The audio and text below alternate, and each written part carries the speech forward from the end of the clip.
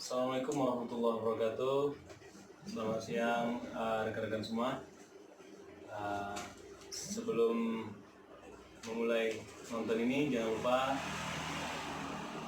share, like, and subscribe channel YouTube kami, David Gusmanto, Pak Babin Kamtimas.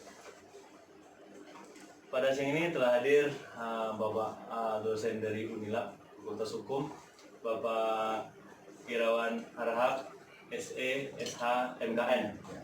Beliau adalah salah satu dosen favorit di Fakultas Hukum. Alhamdulillah. Bagaimana sepak terjang, kinerja, dan profesi beliau di bagian advokat juga telah melambang buana.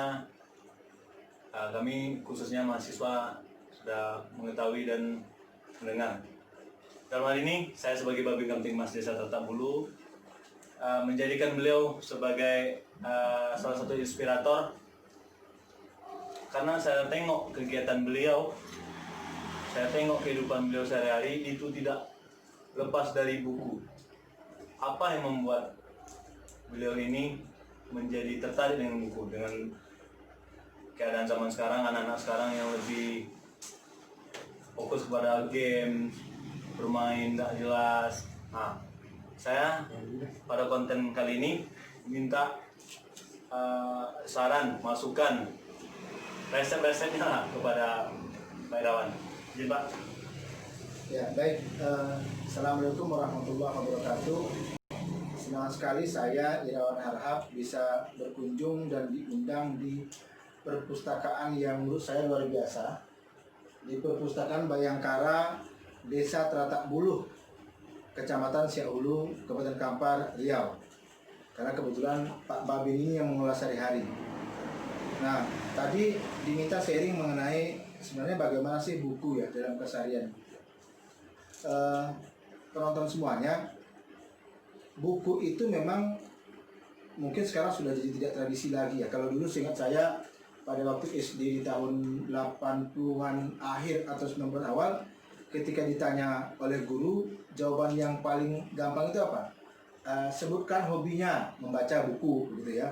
Karena memang pada waktu itu akses untuk game belum ada, akses untuk bermain pusat-pusat permainan pada waktu itu di Pekanbaru juga masih sangat minim sekali, begitu.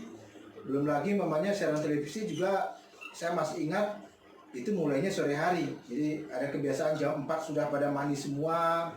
Ya, kalau perlu pakai bedak sampai putih-putih wajahnya semua gitu ya. Mendadak putih begitu ya. Lalu kemudian sudah nongkrong di depan TV. Tapi itu pun juga filmnya paling hanya 2 saja. Saya masih ingat itu Silverhawk waktu itu ya. Nah, pada waktu itu ketika kita punya keingintahuan, lalu apa yang paling memungkinkan? Membaca. Nah, membaca itu sering juga ditanya begini, apa sih resepnya supaya kita bisa betah membaca? Pertama saya katakan dipaksakan. Jadi nggak ada sesuatu itu kemudian bisa menjadi sebuah hobi tanpa sebab. Gitu. Saya percaya dalam sebuah ilmu manajemen ada kalimat begini, kebiasaan 21 hari namanya. Jadi ketika kita membiasakan sesuatu, ya, yang positif terutama, apabila itu kita paksakan melakukan untuk selama 21 hari, berturut-turut tanpa jeda, walaupun awalnya pasti akan menjenuhkan gitu, tetapi lama-lama akan jadi kebutuhan. Nah, buku juga begitu, ya. Ketika kemudian kita tanda kutip membiasakan membaca buku, umpamanya buku yang tebal seperti ini begitu ya. Ini buku umpamanya asal usul benda-benda di sekitar kita tempo dulu umpamanya. Buku ini cukup tebal. Tetapi kalau kemudian kita paksakan terus-menerus membaca buku, pasti itu akan jadi kebutuhan yang kebutuhan yang ketika kita tidak lakukan akan menjadi kehilangan kita. Ada beberapa trik. Pertama, sebelum saya nanti bicara kenapa itu penting bukunya. Pertama, kalau mau baca buku, mulailah dari membaca hal-hal yang kita senangi. Jadi belilah buku, memangnya kita tertarik bagaimana kehidupan di kutub utara dan kutub selatan. Ini buku yang menurut saya bagus dibaca oleh anak-anak dimanapun berada, karena dia tidak perlu sampai ke kutub utara tapi tahu kehidupan di sana. Bacalah dulu hal-hal yang menyenangkan, ya. Kemudian bacalah buku-buku yang dibutuhkan. Kalau nanti terutama mungkin anak-anak masa depannya Teratak Buluh gitu ya, akan mengambil pendidikan tinggi, tidak ada bidang yang kemudian tidak akan memaksa Anda untuk baca buku. Seperti saya mamanya menekuni hukum ya, hukum gitu ya. Kita bisa berkembang kalau kita sudah terbiasa membaca buku. Nah, yang kedua, kenapa saya katakan sebenarnya baca buku ini menarik? Karena pertama, buku ini bisa jadi sarana untuk mendapatkan informasi tanpa kita perlu datang ke tempat yang kita tuju. Makanya begini, kita butuh informasi tentang kutub utara dan kutub selatan. Kita senang begitu. Kita tidak perlu pergi ke sana kan? Ya. Berarti kita cukup mau dengan membaca buku. Yang kedua, tentu saja ini informasi ini patut diduga adalah informasi yang benar. Nah, yang ketiga, enaknya membaca buku itu teman-teman semuanya, kan waktunya tergantung dengan kita.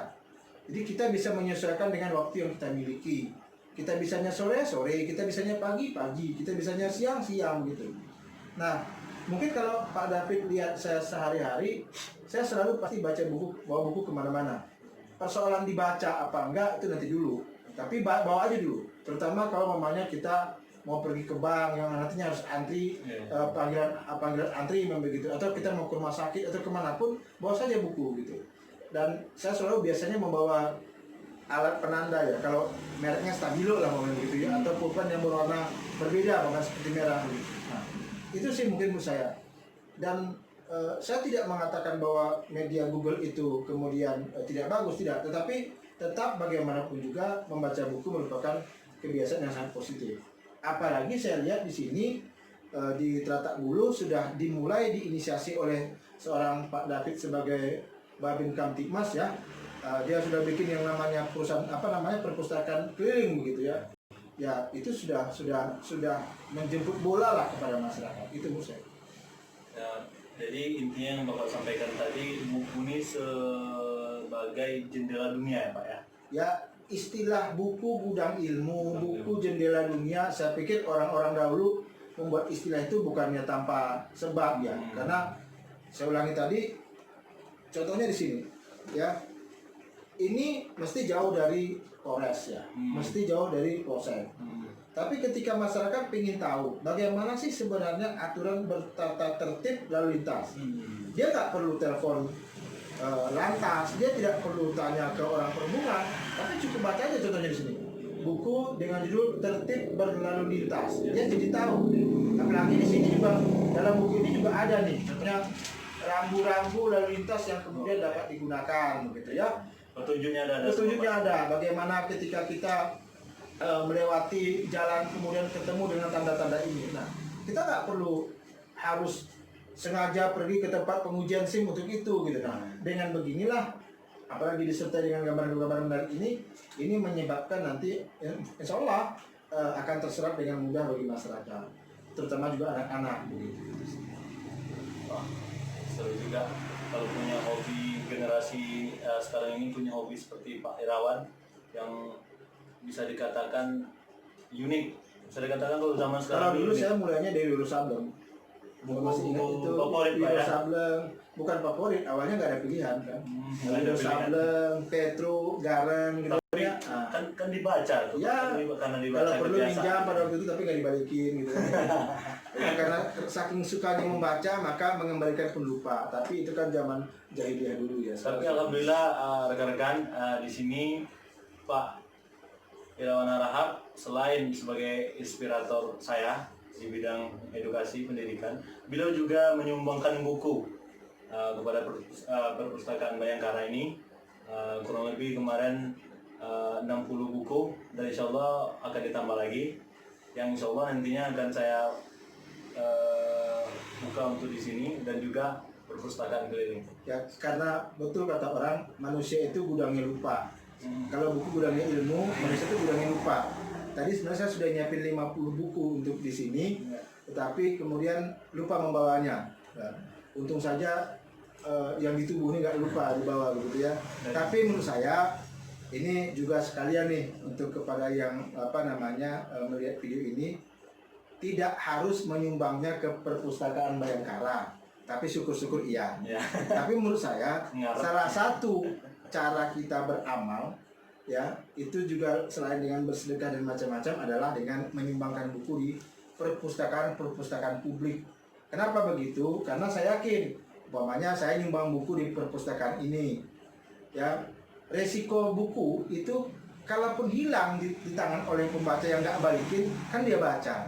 Tetapi kalau umpamanya memang mereka tertib semua, saya yakin buku ini juga nggak akan habis. Saya rasa nggak ada orang yang di rumah ngerokoti buku sampai habis gitu ya. Jadi maksud saya berpikir menyumbangkan buku ke perpustakaan publik yang bisa diakses masyarakat seperti di perpustakaan Bayangkara yang oleh Pak David, itu juga merupakan cara kita, satu beramal, dua membagikan ilmu secara tidak langsung. Itu sih saya. Terima kasih Pak informasi dan arahan serta bimbingannya dan kiat-kiatnya bagaimana menjadi seorang yang sukses seperti Bapak sekarang. Amin. Semoga lebih sukses lagi ya. Semoga lebih sukses lagi dan generasi kedepannya, generasi yang masa depan, khususnya Desa Trata Bulu, anak-anak kami yang bisa dikatakan lingkup desa bisa mencontoh Pak Irawan SHMKN ini. Beliau di samping pengacara, beliau juga dosen, beliau juga sering memecahkan kasus-kasus yang besar di berbagai daerah. Dari sana kita lihat seseorang yang berkompeten berasal dari orang yang hobi membaca buku. Demikian, terima kasih sebelumnya Pak. Terima kasih. Assalamualaikum warahmatullahi wabarakatuh.